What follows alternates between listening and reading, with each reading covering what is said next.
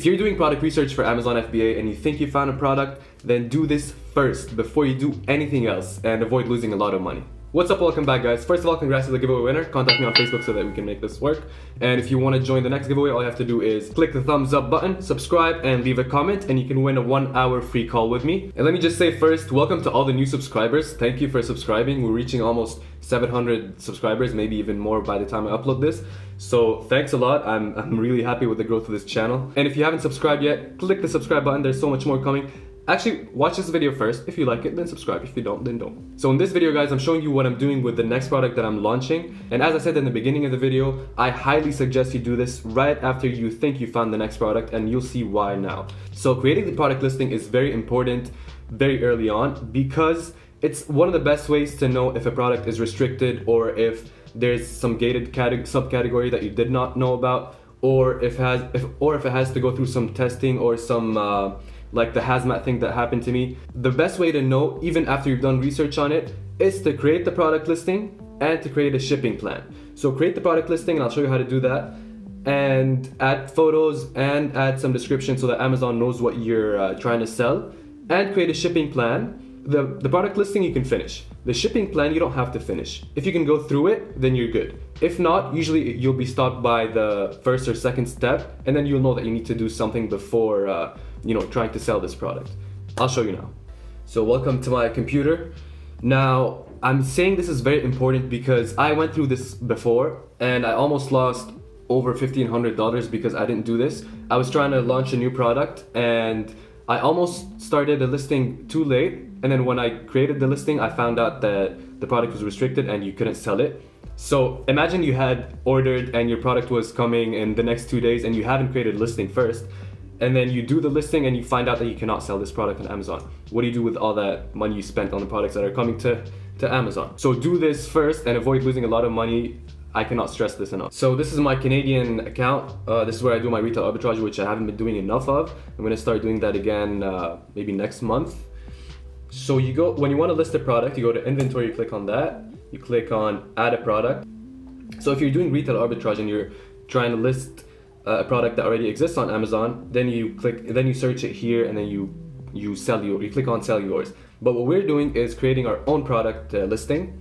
So you click on create a new product listing. So then it takes you to this page, and here Amazon helps you find the category. If you're not sure exactly which category to list it under, all you have to do is type in the exact same product that you want to sell, because I'm sure someone else is selling it already on Amazon. So let's type in garlic press. This is an example that is shown a lot in FBA.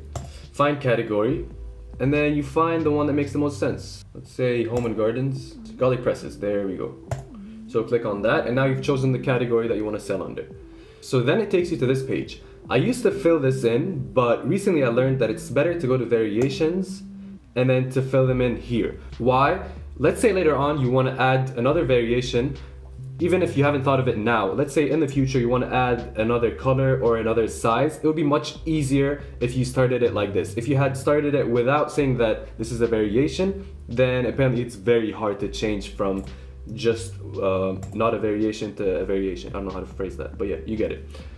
So, oh yeah, I learned this because I'm taking a course with Matt Loberstein. It's not really a course, it's a pre-course. It's like we're in a test group, and Matt Loberstein, I did an interview with him. I'll link it here. So far, it's been going very well. This guy really knows what he's doing. He's been selling for 3 years on Amazon, and he's still selling. So if you're thinking about taking a course, I'd say wait a few weeks until this one comes out, if you're ready to spend money on a course. If not, then you can probably learn everything on YouTube. But if you're looking for a course, I highly suggest that one. Like, I've been through the making of the course, and so far it's been very well. I'm very impressed by Matt. So let's go back to this.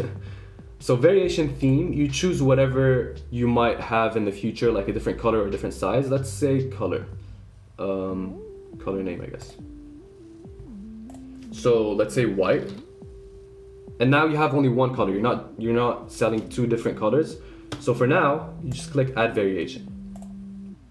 And then right here, color map, you don't have to fill that. Seller SKU, this is something that you only see. This is something that for you to differentiate between this product and another product. You can leave it empty, or you can name it, let's say garlic press 1. Let's say this is your first garlic press that you're trying to sell. Product ID, before you fill this in, you have to choose what kind of ID you're giving them. So usually it's a UPC code. And you buy those from gs1.com or something else, I'm not sure. But they're called GS1 UPC codes. And you buy that, and then you put it here. Once you put it here, you kind of forget about it. You don't give that number to your supplier. And then once you put it here, Amazon will eventually, after creating the listing, give you something called an FNQ, and then you can print the labels. And that label doesn't have the UPC number that you bought. It has something that Amazon generated. So once it generates this is what you'll be using from now on. So the UPC code that you buy from GS1, you use it once, and you kind of forget about it. Don't forget about it completely in case you need it in the future, but just like put it aside for now. So you bought the JS1 UPC code, and then you put it here. Let's say it's this. Item condition, of course, you were selling it as new. Standard price, let's just put 40 for now. I put it before for some product, and then 0 here. Quantity 0 for now. So this is it basically. Now you go back to vital information, it's gonna look different. See, it wasn't like that before. So now you add the product name, which is the title of your listing. If you want to see exactly how I think of writing my titles, I did a breakdown in a video before. I'll link it here, check it out if you want. So let's, for the sake of this video, let's just say garlic press. Manufacturer is your store name. Let's say Kitchen Brax, or Brax Kitchen, sounds better. And then your brand name is different from your store name because the store is where you see all the products. So let's say in the future you want to start something that's not in kitchen category. You wouldn't want to have your store name be something specific to kitchen and then you're starting a product in like sports and outdoors. So your store name, let's then actually change it to Brax Products. That makes more sense. So then your brand name would be Brax Kitchen. 1 word, 2 word, doesn't matter. Hope that makes sense. If not, leave a comment and I'll explain it to you if it doesn't make sense to you. And then offer, make sure you click on I want Amazon to ship this product. Images, put some images, put the main image and put 3 or 4 more just for Amazon to know what it is, so that in case it's restricted, they know what you're talking about and they know if it's restricted or not. Description, so here you would add all of them. I think it's 4 or 5, 1, 2, 3, 4, 5. And then this is your bullet points. So your bullet points, again, I showed this in the video where I ranked my product on the first page. It's linked somewhere below. Check that out to know exactly what to write here. So you put that in here, and the product description, let me show you what that is. Not here, here. So these are the bullet points, the 5 that we just that I just showed you, and this is the product description. Now you can't, when you write it here, let's say you write garlic press and then you go enter and then Brax Kitchen blah blah blah, it doesn't show like this. It will eventually show it like this. So you need to write it in HTML for it to show like this, and if you want to add like bold characters, you need to write that in HTML. Maybe I'll show you in another video how to do that. I'll probably do another video on that. I don't want to waste time in this video. And then the keywords, these are your back-end keywords. This is what I wouldn't see if I was buying this product. It doesn't show anywhere here. This is in the back end for Amazon to rank your product.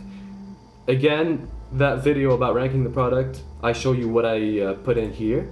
So when you're here, add all 5 again, and then read this. It doesn't want to show. Okay, I don't know what's happening. Amazon doesn't want to show me this what's written here. So I'll probably link it or put a screenshot right here. So the backend keywords, you have to have maximum 250 characters, excluding spaces. Don't repeat any keywords, and don't have any brand names, and don't put anything that doesn't describe your product. Again, it's in that video, check it out if you want. So this is the backend keywords here. I usually don't put anything here. If you want, you can put 1 or 2 words, like you can choose from here. And then more details. This is the weight of your product and the fabric type. This is just for this product, it's specific to that. And then you save and finish. After you do this, you wait about a few days, 3 days to a week. If Amazon doesn't either remove the product or send you a message saying that this product is restricted, then you should be fine. Then you create the shipping plan right after you create the listing. So let me show you how to do that. So you've created the listing and then it comes up here. I'm hiding this, so that people don't steal my products. You go to the right over here, right next to edit, you click on these arrows, and then you click on send replenish inventory. And then you wait. There we go. So continue the shipping plan. Usually if there's a hazmat review, you will be stopped here and you cannot move any further. Now this is a retail arbitrage product, so it's telling me that it's overstocked, whatever. You won't get that when you're doing your own product. So let's say you want to send in 200 units. You put that in here. You click continue. So then it takes you to preparing your product. You don't want Amazon to do anything with your product in terms of prepping it. So just click on continue. Labeling your product. Here you want to choose that the merchant labels the product. Unless if you want Amazon to label 200 units, I wouldn't do that. It would just slow you down when you send in the products. So merchant labeling it means that you give the supplier the labels and then they do it, they put it, they stick it, or they print it on the packaging. So right here, you click on print labels for this product, and then it downloads it here. And there's another way to do this. You can, let's go back to the inventory. From here, from these arrows, you can click on print item labels. So either this way or the other way. Let's go back here, click continue after you printed the products. Again, if you've gone this far, then you probably don't have a hazmat review on your product.